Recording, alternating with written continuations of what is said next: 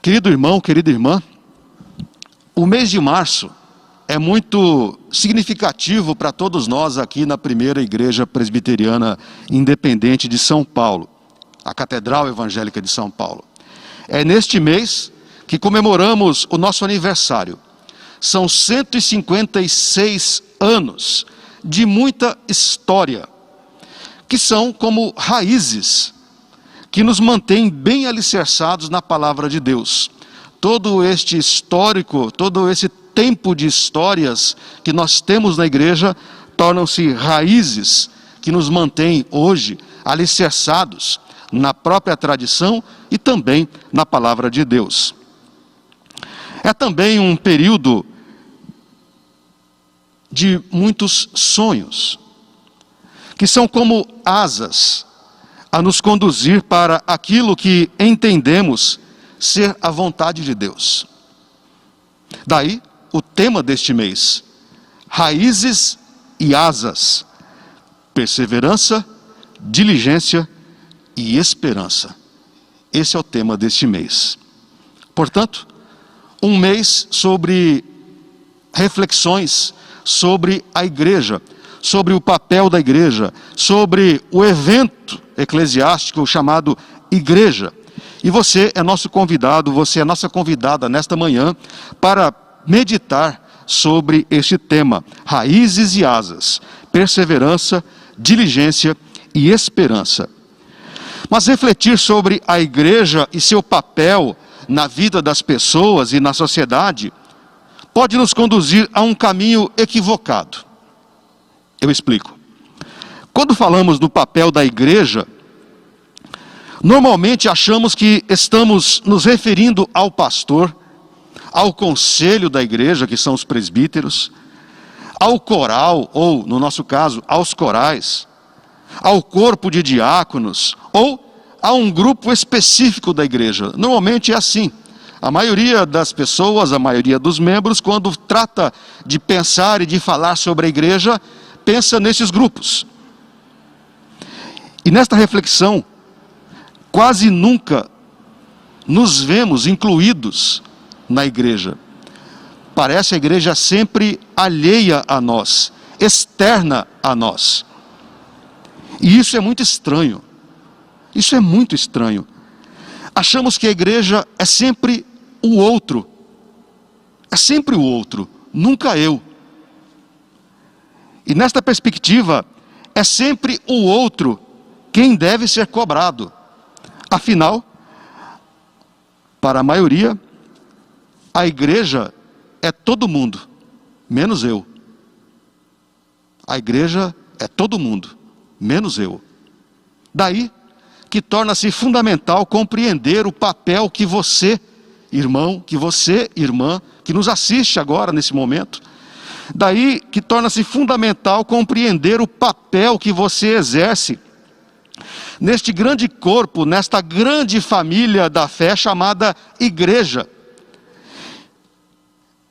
Isso me faz lembrar uma história ocorrida na terceira Igreja Presbiteriana Independente de Maringá, a terceira IPI de Maringá, uma das igrejas onde eu fui pastor. Lá na terceira igreja, certo dia, um diácono me procurou e me disse algo mais ou menos assim: pastor, no meu bairro há uma família que mora numa casa onde chove mais dentro do que fora. Pastor, a igreja precisa fazer alguma coisa, pastor. Eu já fui lá e ajudei a consertar o telhado, as telhas, mas a igreja precisa fazer alguma coisa, pastor. Depois de ouvir atentamente o que o seu João dizia, que era um diácono, e depois de entender o que ele estava querendo, na verdade, dizer, eu respondi a ele: mas, seu João, a igreja já está ajudando aquela família. Ao que ele repetia: não, pastor, a igreja não está fazendo nada. Depois de ele repetir umas 2 ou 3 vezes a mesma afirmação, eu lhe fiz uma pergunta: seu João, o senhor é membro De que igreja? Da terceira IPI, pastor. Mas por que o senhor está me perguntando isso? E eu respondi ao nosso irmão diácono, seu João. Então, neste caso, seu João, a terceira igreja já ajudou a consertar o telhado daquela família, pois cada vez que um dos membros da terceira igreja faz algo, leva o nome da igreja, tanto as coisas boas quanto as coisas ruins. Quando o Senhor ajudou a consertar aquelas telhas, era o nome da terceira IPI que o Senhor estava levando àquela família. E acima de tudo, e o melhor de tudo, o Senhor estava levando o nome de Deus para aquela família. O seu João deu uma parada, ficou olhando para mim, deu um sorriso e disse: pastor, eu não tinha pensado por esse lado. Essa história que eu acabei de contar não é para dizer que nós não podemos, ou que a igreja não possa ou não deva organizar trabalhos coletivos de ajuda, como o mutirão que a nossa igreja realiza todos os anos no Valo Velho. Não é isso. O que precisamos entender, de fato, é que cada gesto, cada ato que realizamos individualmente, representamos a igreja. Representamos o corpo de Cristo. Cada ato seu, cada gesto seu, cada palavra sua é entendida por quem ouve, por quem recebe o ato e o gesto, como um ato e um gesto da igreja a que você pertence. A igreja, nós representamos o corpo de Cristo, uma vez que somos membros deste corpo. Isso é ser uma igreja madura espiritualmente. E aqui eu preciso dizer, uma igreja feita de pessoas maduras espiritualmente saberá discernir que há situações onde se requer um trabalho conjunto, um trabalho comunitário, projetado, pensado, coordenado e executado coletivamente. Mas que também há uma série de atividades, uma série de atitudes, um sem número de ações que deverão ser essencialmente pessoais, individuais. E todas elas, coletivas ou individuais, serão o trabalho da igreja, ação do corpo de Cristo. Pessoas maduras espiritualmente saberão diferenciar tais situações e assim evitarão cobranças indevidas. E é sobre esta perspectiva individual, íntima, que eu gostaria de conversar com você nesta manhã. Sobre a sua responsabilidade, sobre o seu papel no corpo de Cristo. E farei isto tendo como rumo, tendo como norte e inspiração o texto que lemos há pouco. Romanos capítulo 12, os 2 primeiros versículos. Eu farei a leitura novamente, para que você o tenha em mente. Diz o apóstolo Paulo: Rogo-vos, pois, irmãos, pelas misericórdias de Deus, que apresenteis o vosso corpo por sacrifício vivo, santo e agradável a Deus, que é o vosso culto racional. E não vos conformeis com este século, mas transformai-vos pela renovação da vossa mente, para que experimenteis qual seja a boa, agradável e perfeita vontade de Deus. O apóstolo Paulo, neste texto, conclama os cristãos de Roma a que se apresentem, que se coloquem à disposição de Deus. A expressão é bonita. Rogo-vos, pois, irmãos, pelas misericórdias de Deus, que apresenteis o vosso corpo. Mas o que é apresentar o corpo a Deus? Ao comentar esse trecho, Calbart afirma que apresentar o corpo a Deus é colocar-se a serviço dele de forma plena, é colocar-se plenamente diante de Deus e para Deus, assim como é pleno o corpo humano. Então, colocar-se, apresentar-se ou apresentar o corpo a Deus é oferecer-se plenamente, oferecessem todas as suas faculdades para Deus. A plenitude do corpo humano se dá, dentre outras maneiras, através das faculdades motoras e psicológicas. Manifestas, por exemplo, na fala, na visão, no tato, na audição, no olfato. Ou seja, tudo que somos deve ser apresentado a Deus como um sacrifício vivo, santo e agradável. Assim, querido irmão, querida irmã, uma igreja plena, uma igreja em plenitude, é uma igreja que usa a visão para apresentar-se a Deus. Sim, usa os olhos, a visão. Todo o corpo humano é um milagre. É um milagre. E eu não saberia e nem poderia dizer o que é melhor nele. Não é possível fazer isso. Mas confesso que cada vez que faço o exercício de fechar os olhos e tentar fazer algo com os olhos fechados, fico encantado com a função deles. A visão e aqueles que a perderam, com certeza sentem a mesma coisa. Os olhos nos são uma bênção, um presente dos céus.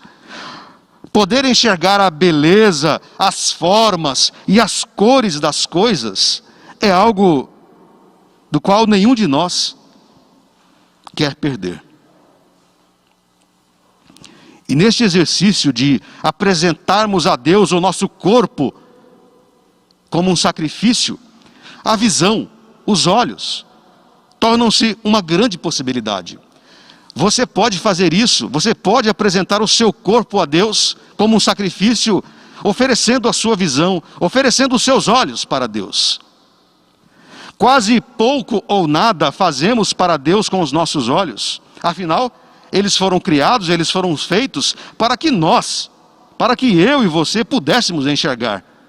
E então, como podemos apresentar os nossos olhos a Deus como um sacrifício? Como podemos fazer isso? Como você, membro da igreja, pode oferecer o seu corpo, oferecer a sua visão a Deus? É possível apresentar os olhos, apresentar a visão para a contemplação. Podemos exercitar a nossa visão em adoração a Deus, contemplando a magnífica obra da criação. Hoje, nossa liturgia, na adoração, colocou como motivo a criação e a contemplação dela.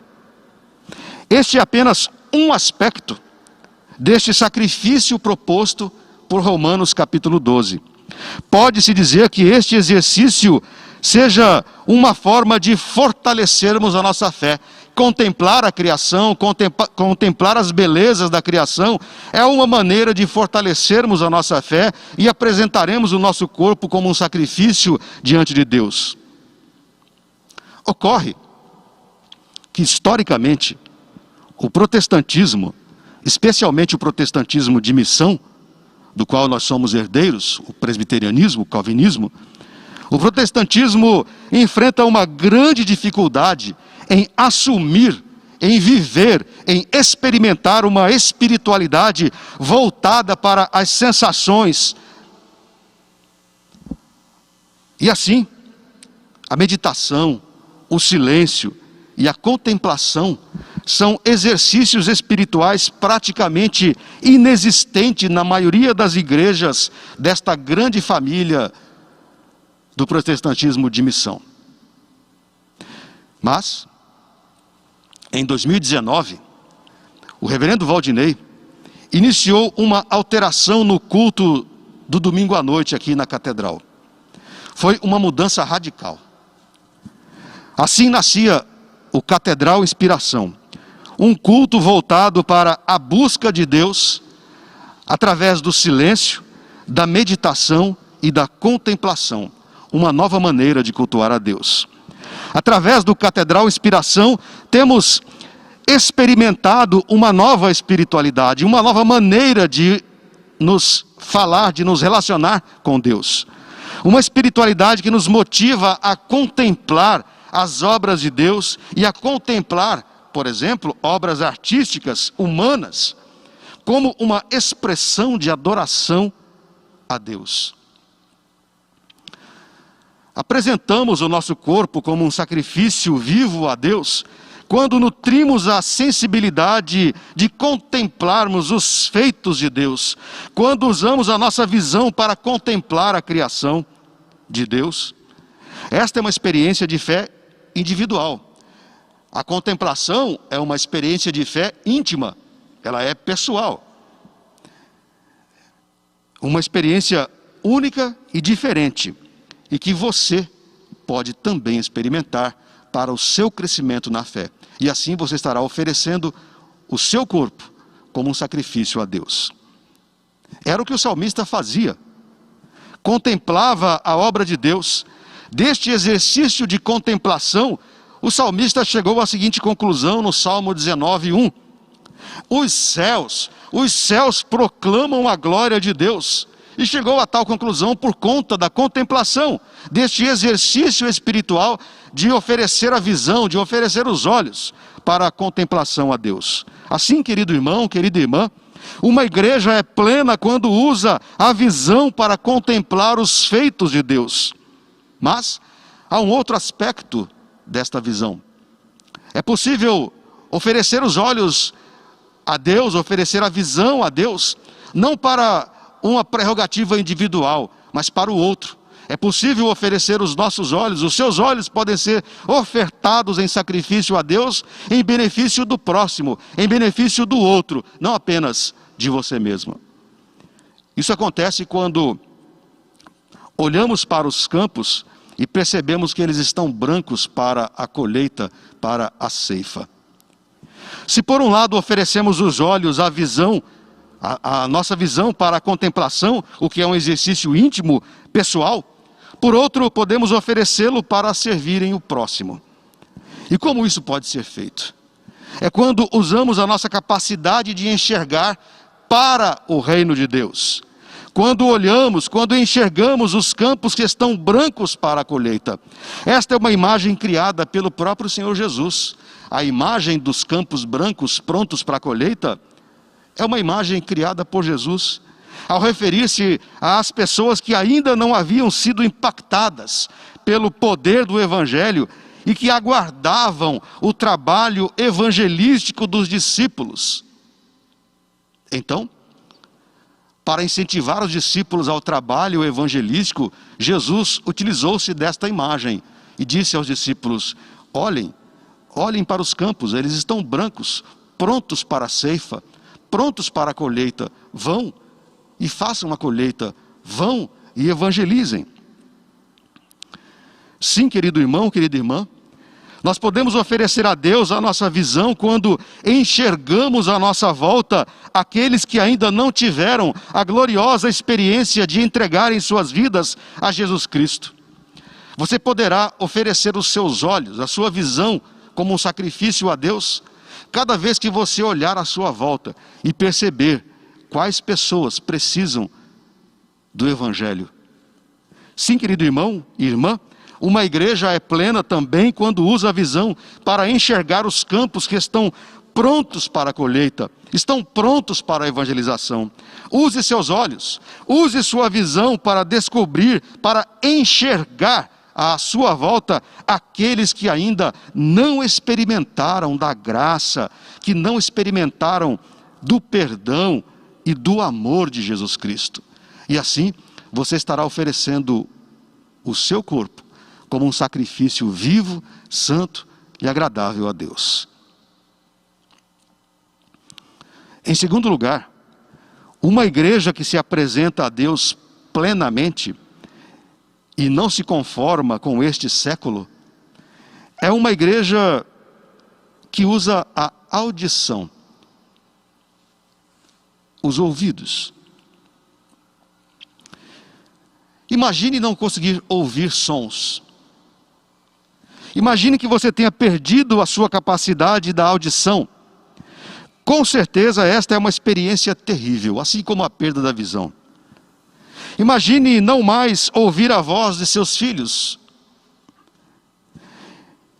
Imagine nunca mais poder ouvir a voz da sua esposa ou do seu marido, e tudo que lhe vem à mente, tudo que está na sua mente é apenas um grande e terrível e eterno silêncio.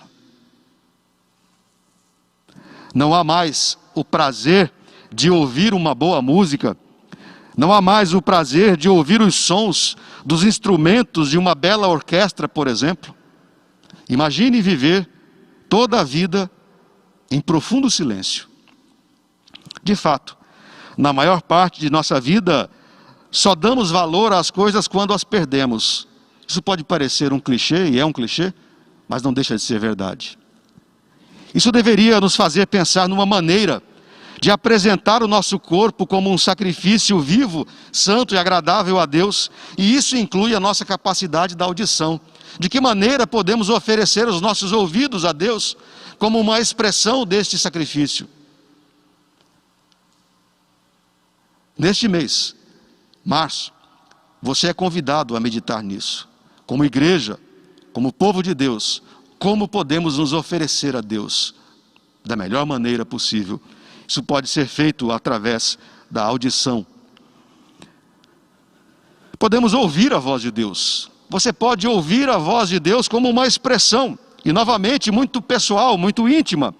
Ouvir a voz de Deus, esta talvez seja uma das grandes dúvidas, uma das grandes inquietações daqueles que buscam servir a Deus. Como ouvir sua voz? Será que os céus se rasgarão e eu ouvirei a voz divina, assim como aconteceu com João Batista à beira do Jordão, que ouviu uma voz dos céus a lhe dizer: este é o meu filho amado, em quem me comprazo. Será que acontecerá assim conosco? Para ouvirmos a voz de Deus, precisamos esperar que os céus se rasguem e a voz de Deus ecoe num ribombar que acolha o nosso coração? Não. Não será assim. Ouvir a voz de Deus, para ouvir a voz de Deus, é preciso muita sensibilidade. Caso contrário, ouviremos a voz de nossa própria consciência e a confundiremos com a voz de Deus. Isso é muito comum. Isso é muito comum acontecer. Pessoas dão ouvidos à sua própria consciência e atribuem a isso a Deus. O resultado não é boa coisa. O que certamente nos levará a tomar caminhos tortuosos em nossas decisões, em nossa vida. E pior, as atribuiremos a Deus. A questão é que Deus quer falar e Deus nos fala. O problema é que ouvimos de forma equivocada. Deus não nos fala de forma enigmática. A vontade de Deus para a minha vida, para a sua vida, está registrada nas Escrituras. E é ali, primordialmente, que devemos ouvi-lo, que devemos ouvir a voz de Deus. Sim, querido irmão, querida irmã, uma igreja é plena quando usa a sua audição para, evidentemente, ouvir a voz de Deus que emana das Escrituras. E assim, fazendo este exercício espiritual, este exercício de espiritualidade, estaremos com certeza apresentando o nosso corpo como um sacrifício a Deus. Assim como a contemplação, ouvir a voz de Deus é uma experiência muito pessoal, íntima, e que serve para apenas o nosso próprio crescimento. Contudo, a nossa audição pode também ser oferecida como um sacrifício a Deus, para o outro, não apenas para nós, quando ouvimos os que sofrem. E aí sim, a nossa audição estará agora direcionada para o outro, não mais para a minha espiritualidade, mas para o outro. Ouvir os que choram requer atitude de renúncia. O Evangelho é vida plena oferecida aos pecadores. Isso inclui oferecer o bálsamo para curar as feridas da alma e mesmo as feridas do corpo daqueles que estão também à nossa volta. Foi o que ocorreu na parábola proposta por Jesus, a parábola do bom samaritano. Um homem espancado, quase até a morte, jogado no caminho. Com certeza aquele homem gemia de dor por conta dos ferimentos, por conta do espancamento que sofrera. Na parábola, todos os que passaram por ele fingiram não ouvir os seus gemidos de dor. Fecharam seus ouvidos aos gemidos e à dor daquele homem. O samaritano, no entanto, deixou seus ouvidos bem abertos e pôde ouvir a dor e o lamento daquele homem jogado à beira do caminho. E assim, porque os seus ouvidos estavam abertos e atentos, pôde ajudá-lo. Há pessoas que esperam apenas ser ouvidas, simplesmente ouvidas. Não querem nenhuma outra ação além desta, a de se sentir relevante, de se sentir parte, de se sentir humana, ao ponto de alguém parar para simplesmente ouvir a sua voz, ouvir a sua dor, ouvir o seu lamento e a sua frustração. Há pessoas assim, esperando que os nossos ouvidos, que os seus ouvidos estejam atentos.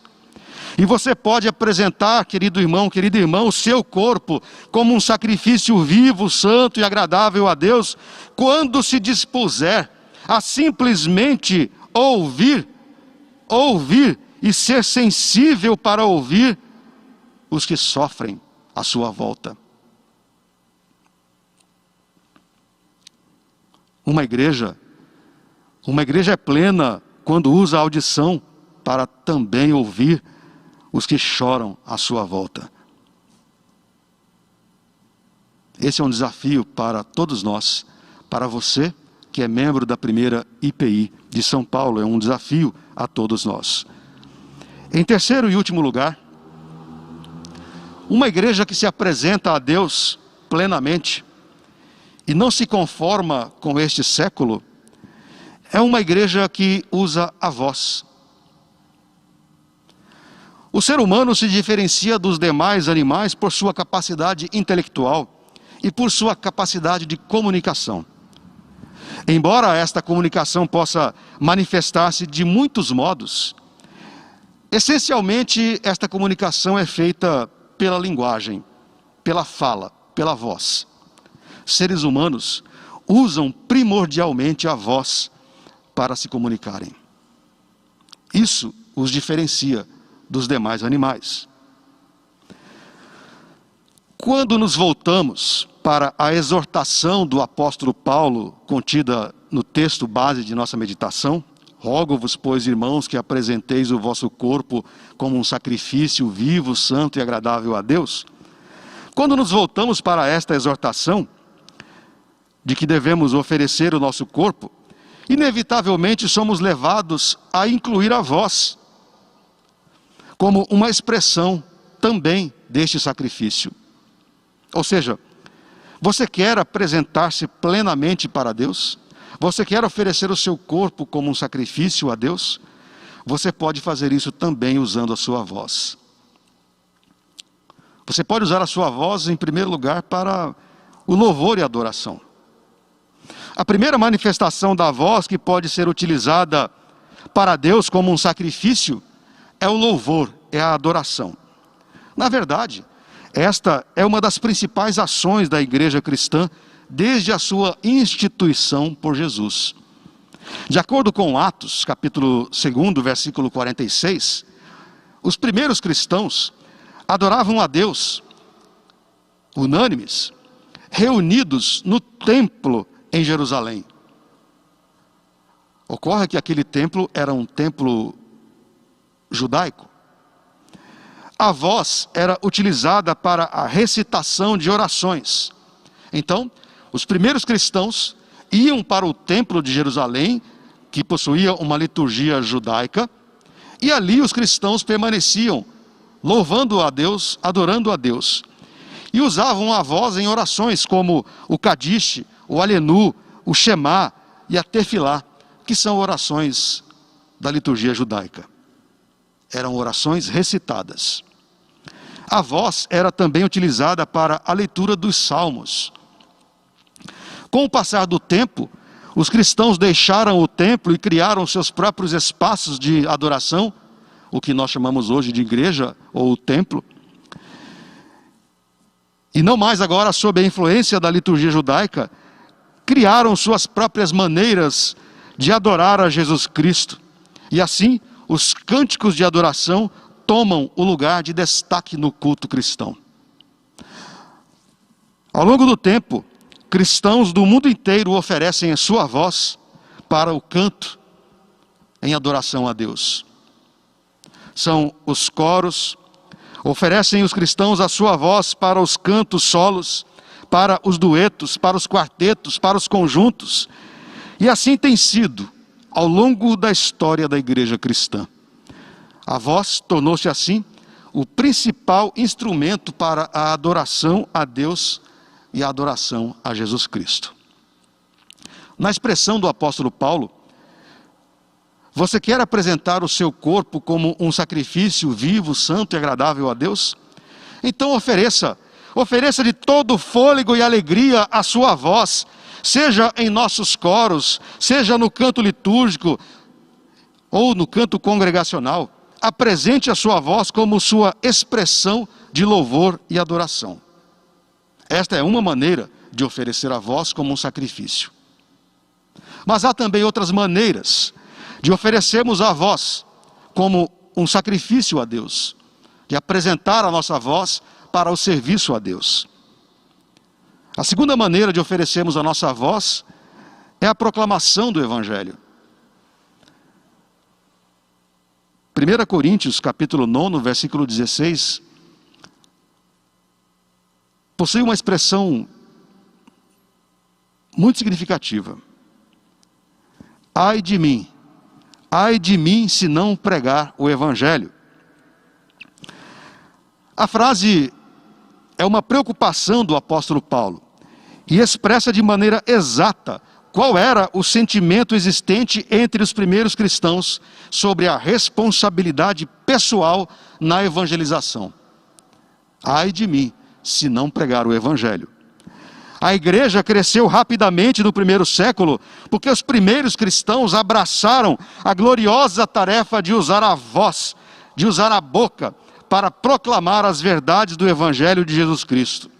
Talvez a exortação do apóstolo Paulo, ai de mim se não pregar o Evangelho, tenha encontrado forte acolhida entre os primeiros cristãos, aliado ao forte desejo de ver a palavra de Deus transformando a vida daqueles que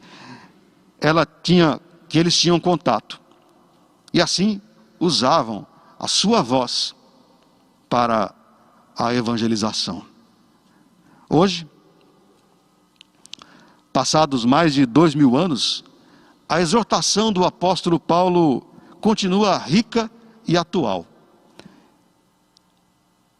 E é para você e para mim. Ai de mim, ai de nós, se não pregarmos o Evangelho. Neste mês de março, quando somos motivados a refletir sobre a igreja, e mais especificamente sobre a primeira IPI de São Paulo, somos chamados a apresentar o nosso corpo como um sacrifício vivo, santo e agradável a Deus, através da nossa voz, falando aos outros do amor de Jesus Cristo, usando a voz para proclamar a todos que Deus ama o ser humano e quer resgatá-lo de sua própria perdição. Portanto, se você lia Romanos 12, de 1 a 2, e não entendia o que era apresentar o próprio corpo como um sacrifício a Deus, saiba, ao oferecer a sua voz, ao falar, ao proclamar aos seus amigos do amor de Deus, você estará cumprindo o mandamento descrito em Romanos 12, de apresentar o corpo a Deus. E assim, oferecerá o seu corpo, ou seja, oferecerá a sua voz, como um sacrifício vivo, santo e agradável a Deus. Assim, querido irmão, querida irmã, uma igreja é plena quando usa a sua voz para proclamar o Evangelho de Jesus Cristo. Você é desafiado a fazer isso. Você é desafiada a fazer isso nesta manhã. Mas há ainda uma terceira manifestação da voz humana, que pode ser uma expressão de um sacrifício a Deus. A voz pode ser apresentada como uma ação profética. Além da exortação, da adoração e da evangelização, a igreja pode exercer a sua voz profética. Profetas do Antigo Testamento, e esse era o papel dos profetas, os profetas do Antigo Testamento levantavam a voz e denunciavam os reis em seus desmandos. Profetas apontavam os erros e, por vezes, os crimes cometidos pelos reis contra o povo de Deus. Tais atitudes dos profetas são hoje entendidas e relidas como voz profética. Os profetas exerciam assim a sua voz profética para denunciar a injustiça, para denunciar os crimes, para denunciar os pecados, os erros dos reis. E a igreja hoje pode oferecer-se como um sacrifício vivo, santo e agradável a Deus, ao usar a voz para denunciar, para da mesma maneira apontar os erros e desmandos do governo ou dos governos, sejam eles de que linha política forem, isso não importa. Você quer apresentar o seu corpo como um sacrifício vivo, santo e agradável a Deus? Use a sua voz para denunciar a irresponsabilidade e a perniciosidade do governo brasileiro diante da pandemia para com a sua própria população. Hoje, exatamente hoje, dia 15 de março de 2021, completamos um ano de pandemia. E depois de um ano de negacionismo inconsequente, infantil e nefasto, há pessoas morrendo nas portas dos hospitais, porque não há mais vagas nesses hospitais. Chegamos ao ponto em que quem tem dinheiro não resolve mais. Planos de saúde não resolvem mais, porque não há mais vagas nos hospitais. E eu fico imaginando se vivessem hoje, em 2021, aqui no Brasil, os profetas Isaías, Jeremias, Amós, Abacuque. Eu fico imaginando o que esses profetas diriam sobre como o governo brasileiro trata a sua população, de como o governo brasileiro trata o seu povo no que se refere à pandemia do coronavírus. Eu fico imaginando se os profetas se calariam diante de tanto descalabro. Com certeza, se tais profetas vivessem nos dias atuais, nós teríamos muitos livros a mais escritos no cânon das Escrituras Sagradas, infelizmente. Assim, querido irmão, querida irmã, uma igreja plena,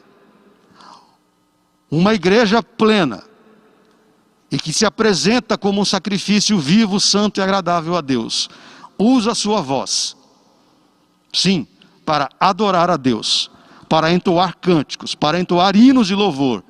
Usa a sua voz para proclamar o evangelho de amor, de graça e salvação de Jesus Cristo. Mas é uma igreja também que usa a sua voz de maneira profética para apontar o caminho correto aos governos.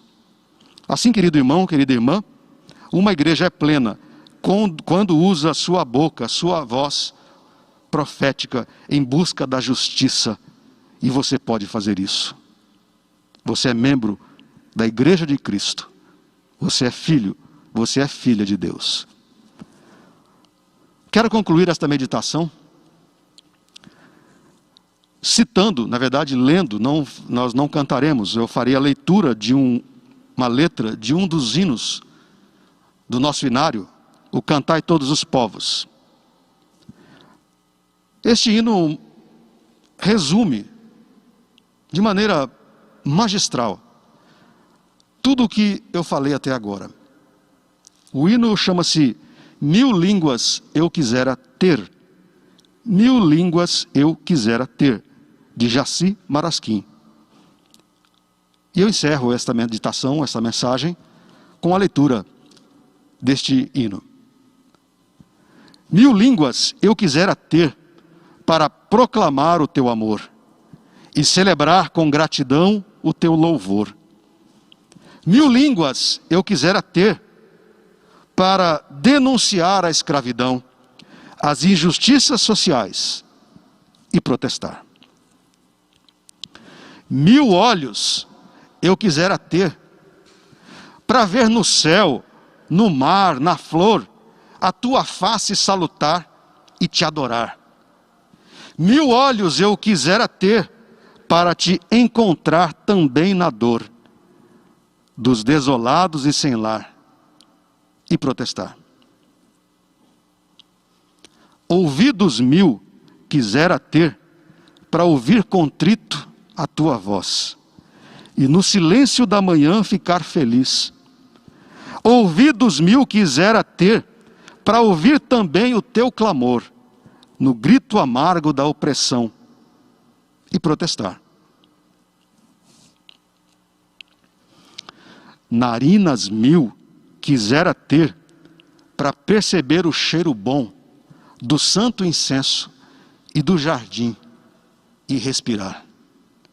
Narinas mil quisera ter para perceber na poluição a inimizade e a frustração e protestar.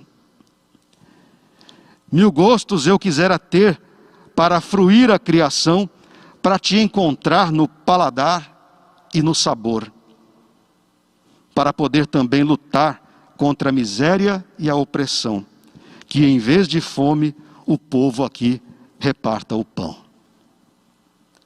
Ó, quem me dera ter mil mãos para o evangelho carregar, para te aplaudir com emoção e te tocar. Ó, quem me dera ter mil mãos para nosso mundo transformar, unindo-as todas e afinal o libertar. Só tu nos dá mais de 1 milhar de ouvidos, olhos, vozes e mãos. Só tu nos podes convocar para te servir. Só tu nos dás mais de 1 milhar de dons, de forças, de razão, para nosso mundo transformar ao te servir. Apresentemos, pois, o nosso corpo como um sacrifício vivo, santo e agradável a Deus.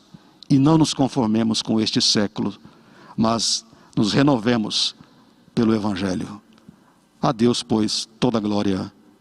Amém.